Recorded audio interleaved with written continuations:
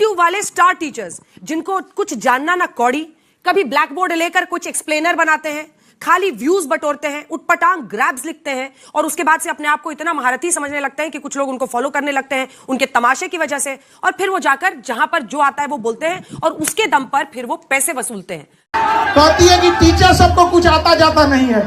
अच्छा तो तुम ही पढ़ाओ, हम लोग पढ़ने आ रहे हैं। पढ़ाओ पढ़ाओ कि 2000 के नोट में चिप लगा हुआ है। पढ़ाओ पढ़ाओ कि कैसे तलवे चाटे जाते हैं, हम लोग भी आके सीखेंगे। अस्सलामुअलैकुम दोस्तों, वेलकम टू मियां भाई न्यूज़। बड़ी अपडेट आ रही है। अंजनोम कश्यप का इंस्टाग्राम अकाउंट अचानक से गायब हो गया है। लोग अंजनोम कश्यप को चाहने वाले इनके इंस्टाग्राम अकाउंट को ढूंढ रहे हैं लेकिन मिल नहीं रहा, जिसके बाद अफवाहों का बाजार गर्म हो गया है। कुछ लोगों का कहना है कि अंजनोम कश्यप ने खुद डिलीट कर लिया होगा, तो कुछ का कहना है कि किसी ने हैक कर लिया होगा। आखिर क्या वजह थी जिसकी वजह से अंजनोम कश्यप को आज करीम देखना पड़ रहा है, इसी बारे में थोड़ा डिटेल्स में बात करेंगे। वीडियो शुरू करने से पहले आप सभी से रिक्वेस्ट है कि हमारे इस चैनल को सब्सक्राइब कर लीजिए। तो इस वीडियो में हम बात कर रहे हैं मीडिया कंट्रोवर्सी की, जिसने पूरे इंडिया के social media, YouTube community, student और एजुकेशन वर्ल्ड में एक नई बहस को जन्म दे दिया है। एक तरफ मुल्क के मशहूर टीवी एंकर और सीनियर जर्नलिस्ट अंजनोम कश्यप है और दूसरी तरफ वो हजारों ऑनलाइन टीचर्स और करोड़ों स्टूडेंट जो यूट्यूब को सिर्फ एंटरटेनमेंट का जरिया नहीं बल्कि अपने मुस्तकबिल का सहारा समझते हैं।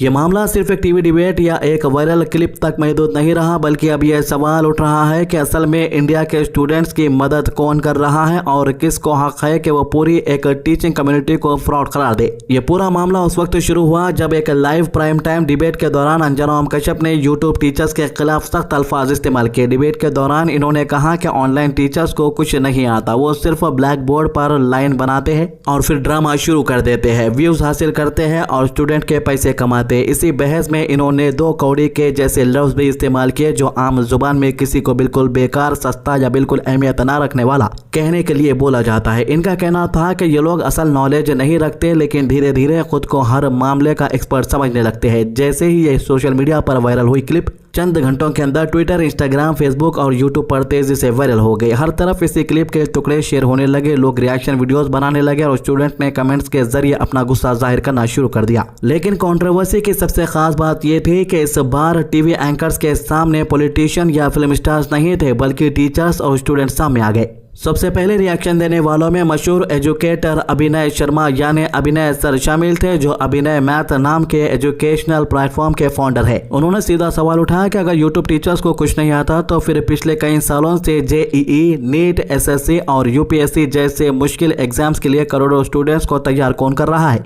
उनका कहना था कि इंडिया के छोटे शहरों और गांवों में आज भी हजारों फैमिलीज ऐसी है जो महंगी कोचिंग अफोर्ड नहीं कर सकती और ऐसे में यूट्यूब एजुकेशन ही उन स्टूडेंट्स के लिए सबसे बड़ा सहारा बना हुआ है।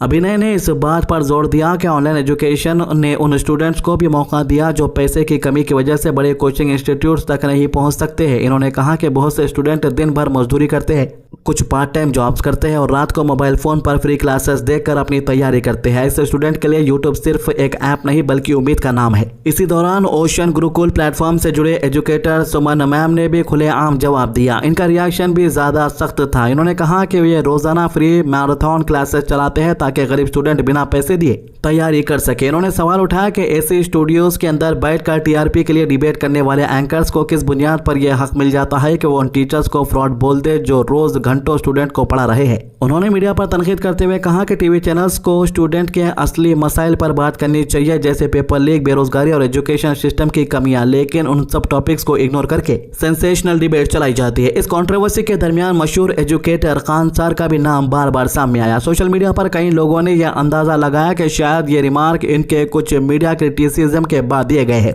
हालांकि इस बात की कोई ऑफिशियल तस्दीक नहीं हुई, लेकिन इतना जरूर है कि खान सर के सपोर्टर्स ने भी ऑनलाइन आकर अंजनोम कश्यप के बयान की मुखालिफत की और कहा कि ऑनलाइन टीचर्स ने वो काम किया है जो सिस्टम कभी प्रॉपरली नहीं कर सकता। सबसे ज्यादा इमोशनल रिएक्शन स्टूडेंट की तरफ से आए। बिहार, उत्तर प्रदेश, राजस्थान, झारखंड और दूसरे कई स्टेट के स्टूडेंट्स ने अपनी पर्सनल स्टोरी शेयर करना शुरू कर दिया। किसी ने कहा कि एक यूट्यूबर टीचर की वजह से उनका मैथ्स स्ट्रॉन्ग हुआ है, किसी ने कहा कि ऑनलाइन क्लासेस की वजह से वो डिप्रेशन से निकले हैं और किसी ने कहा कि फ्री लेक्चर्स देखकर उन्होंने गवर्नमेंट एग्जाम क्लियर किया। सोशल मीडिया कमेंट्स में स्टूडेंट बार बार एक ही बात कर रहे थे कि जब स्कूल्स बंद थे, कोचिंग सेंटर ब्लॉक हो गए थे और पूरी दुनिया महामारी की वजह से रुक गई थी। उस वक्त यूट्यूब टीचर्स ही थे जो रोज ऑनलाइन आकर उनको पढ़ा रहे थे। कई स्टूडेंट्स ने कहा कि महामारी के दौरान इनके पास लैपटॉप नहीं था, महंगी कोचिंग की फीस नहीं थी, लेकिन एक सस्ता मोबाइल फोन और इंटरनेट पैकेज के जरिए ये अपनी तैयारी कंटिन्यू कर सके। इसलिए जब किसी टीवी एंकर ने इन टीचर्स को 2 कौड़ी कहा तो स्टूडेंट को लगा कि इनकी अपनी स्ट्रगल्स और इनके सपनों की तौहीन की गई है। सोशल मीडिया पर लाखों लोगों ने यह कहा कि ऑनलाइन एजुकेशन ने इंडिया के एजुकेशन सिस्टम में एक नई रेजोल्यूशन लाई है। पहले सिर्फ बड़े शहरों के स्टूडेंट को अच्छी कोचिंग मिलती थी, लेकिन अब गाँव के स्टूडेंट भी यही लेक्चर्स देख सकते हैं जो मेट्रो सिटीज के बच्चे देखते हैं।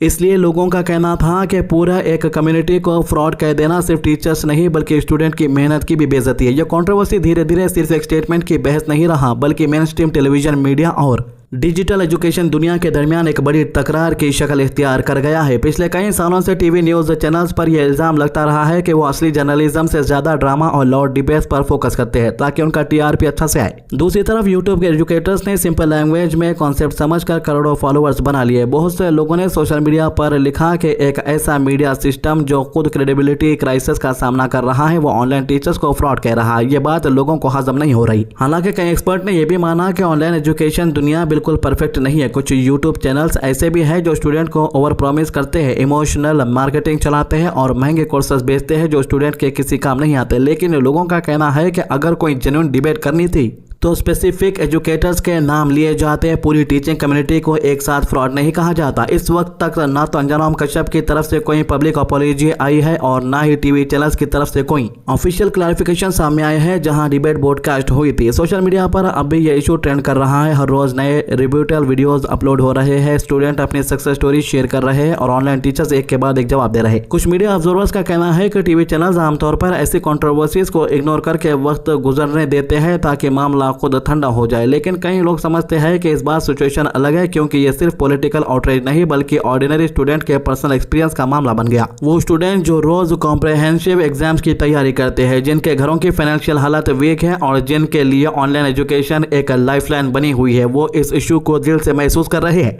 अब आप खुद सोचिए कि छोटे बच्चों को ऑनलाइन एजुकेशन नहीं दिला सकते। हम लोग जो छोटे बच्चों के पैसे स्कूलों के अंदर बन रहे हैं, प्राइवेट स्कूल के अंदर 40,000 है, कहीं 50,000 तो कहीं 1 लाख रुपए। खासतौर से हैदराबाद की मैं बात कर रहा हूँ। स्कूल स्टार्ट होते ही मिनिमम एलकेजी या यूकेजी के बच्चे के किताबें 10,000 रुपए में खरीदो बोलते। बाहर से किताबें लेने का ऑप्शन नहीं रहता और ना ही बाहर से कुछ और सामान लेने का ऑप्शन रहता। लेकिन ये 10,000 के अंदर जो है दूसरे जो गरीब लोग हैं ऑनलाइन सब्सक्रिप्शन यूट्यूब का लेकर अच्छे से तालीम हासिल कर रहे हैं। एजुकेशन माफिया के बारे में काफी सारी डिबेट भी हो रही है और यहाँ तक कि यह भी ऐलान किया गया था कि जल्द तेलंगाना की सरकार एक अहम फैसला लेने वाली है जो फीस बढ़ने वाली है स्कूलों के, लेकिन अब तक उस पर कोई अपडेट नहीं आया। तकरीबन यूरोपियन मुल्कों के अंदर एजुकेशन हेल्थ केयर फ्री रख दिया गया है, यानी बच्चा जितना चाहे उतना फ्री में पढ़ सकता है। सारा खर्चा गवर्नमेंट उठाती है, लेकिन यहाँ पर गवर्नमेंट तो खर्चा नहीं उठाती, उल्टा फीस डबल कर दी है। यहाँ पर तो पढ़ना भी मुश्किल हो गया, बीमार पढ़ना भी मुश्किल हो गया, यानी दो तरफ से अटक गए समझो। बीमार पड़े तो हॉस्पिटल को गए तो वहाँ पे लूटना शुरू, बच्चों को जरा अच्छा पढ़ाएंगे बोले तो अच्छे स्कूल में डाले तो वहाँ पे लूटना शुरू। तो खैर अब ये कंट्रोवर्सी एक बहुत बड़े सवाल में बदल चुकी है। सवाल यह है कि असल में इंडिया के स्टूडेंट की सर्विस कौन कर रहा है? क्या वो टीवी डिबेट्स जो रोज प्राइम टाइम पर शोर मचाती है, या वो ऑनलाइन टीचर जो घंटों तक फ्री लेक्चर्स देकर स्टूडेंट को एग्जाम्स के लिए तैयार करते हैं? यह फैसला अब सिर्फ मीडिया हाउसेस या एंकर्स नहीं करेंगे बल्कि वो करोड़ों स्टूडेंट करेंगे जो हर रोज अपने मोबाइल स्क्रीन पर नॉलेज ढूंढते हैं और अपने फ्यूचर के लिए मेहनत करते हैं। फिलहाल पूरे मुल्क की नजरें इसी कंट्रोवर्सी पर टिकी हुई है। देखना यह होगा कि क्या टीवी चैनल्स की तरफ से कोई क्लैरिफिकेशन या अपॉलॉजी आती है या यह डिबेट और ज्यादा गहरी होती चली जाएगी। लेकिन एक बात साफ नजर आ रही है कि इंडिया के स्टूडेंट ने इस बार अपनी आवाज जोर से उठाई है और स्टूडेंट ने यह दिखा दिया है कि जो लोग इनकी जिंदगी और फ्यूचर में अहम रोल अदा करते हैं उनके लिए वो खामोश रहने वाले नहीं है। तो ये थी अभी तक की अपडेट। आज की अच्छी बात, हुजूर सल्लल्लाहु अलैहि वसल्लम ने फरमाया, अल्लाह ने रहमत के 100 हिस्से बनाए और अपने पास इनमें से 99 हिस्से रखे, सिर्फ एक हिस्सा जमीन पर उतारा और इसी वजह से तुम देखते हो कि मखलूक एक दूसरे से मोहब्बत करती है। बुखारी 6000। हमारे चैनल को सब्सक्राइब कीजिए, वीडियोस को ज्यादा से ज्यादा लोगों तक शेयर कीजिए, नमाज की पाबंदी कीजिए, कुरान की तिलावत कीजिए और दुआ में याद रखिए। अल्लाह हाफिज।